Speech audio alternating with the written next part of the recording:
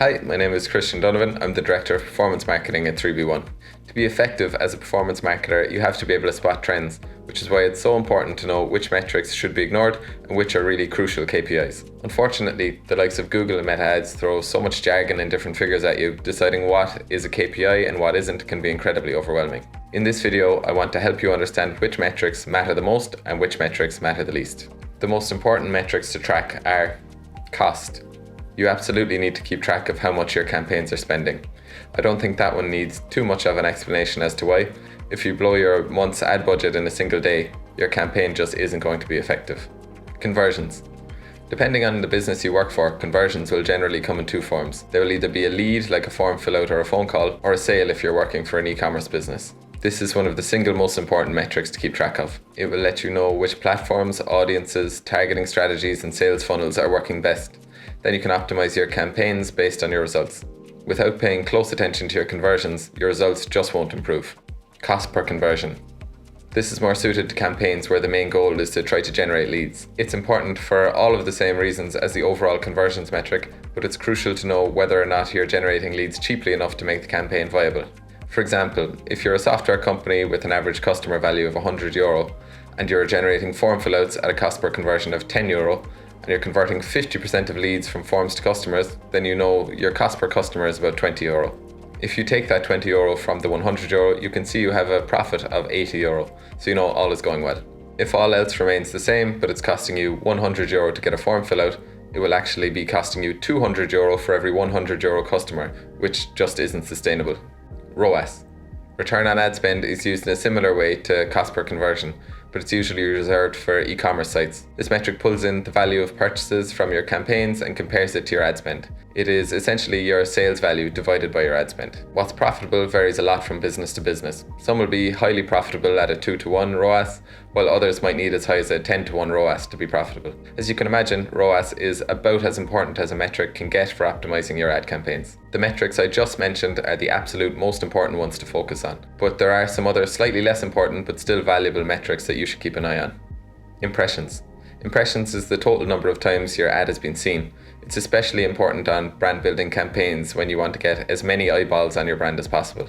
Link clicks. This is the total number of times people clicked on links on your ad that go through to your website. CTR. Click-through rate is a really good indicator of how well written your ads are, especially for Google search. The higher the CTR is, the better, as it means your ad is more relevant to the user and they think you can solve their problems better than your competitors can. CPC, which is short for cost per click. It's good to keep an eye on this figure because it's usually an indicator of how well your ads are constructed or how well your targeting is working. It's especially useful when your main goal is to drive as much traffic to the website as possible. Simply put, if your clicks are cheaper, you can get more of them for the same budget.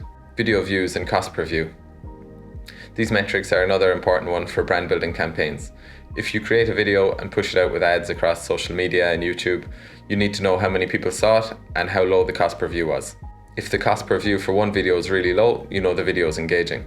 If the cost per view on a second video is much higher, then you know you haven't done a good enough job with the second video. You can use that data to make better content that resonates more with your audience going forward.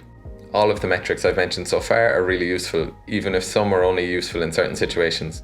The next set of metrics I want to go through are some common ones that I often see business owners and marketers placing way too much faith in. Bounce rate. A session is considered bounced when someone only visits one page without going on to any other pages. I see people get way too focused on bounce rate all the time. Someone only visiting one page isn't always a bad thing. If someone visits your site and finds exactly what they're looking for on one page, I would say that was a successful visit, but focusing on bounce rate makes it appear negative. It's a metric that can be very misleading. Time on site. While a higher time on site can indicate user engagement, it's essential to consider the type of content.